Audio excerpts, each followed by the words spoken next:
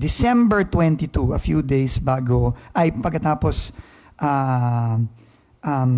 sumakabilang buhay si former Undersecretary Cabral, nag-issue ng subpoena ang ombudsman for all the files, hard copies at yung mga computer, no, na kung saan nakagagay yung mga files ni former Undersecretary Cathy Cabral.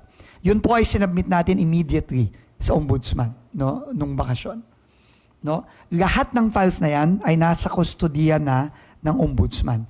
At lahat ng files na yan ay kasama na sa ongoing investigation ng ombudsman at kasama na rin yung ongoing investigation ng DOJ. Dahil ang kustodiya ng files na yan ay nasa ombudsman na, ang ombudsman po ang magdidesisyon kung ano ang gagawin sa mga dokumento at files na ito.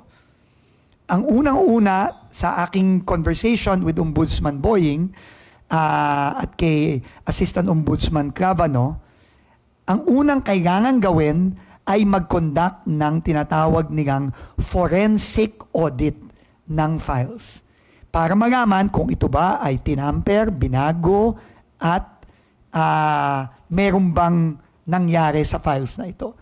Ang makakagawa lang yan ng tama ay ang law enforcement agencies natin. Specifically, I think, ang partner nila ay ang PNP Cybercrime and siguro pati ang NBI.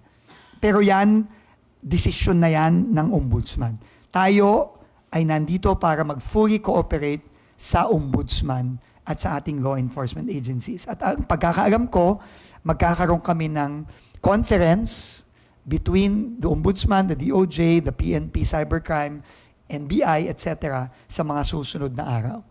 At doon natin magalaman kung ano ang dapat gawin dito.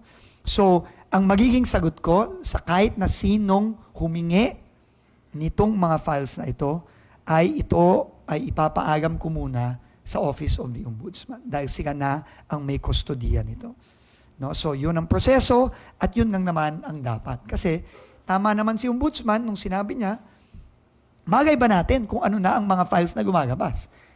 No? Kailangan ma-establish muna natin kung ano ba talaga ang totoong mga files ni former Undersecretary Cabral at kung ito ba ay nabago o na-tamper. Kasi yun ang kailangan talagang i-establish. Kaya nga, kailangan itong i-subject sa forensics.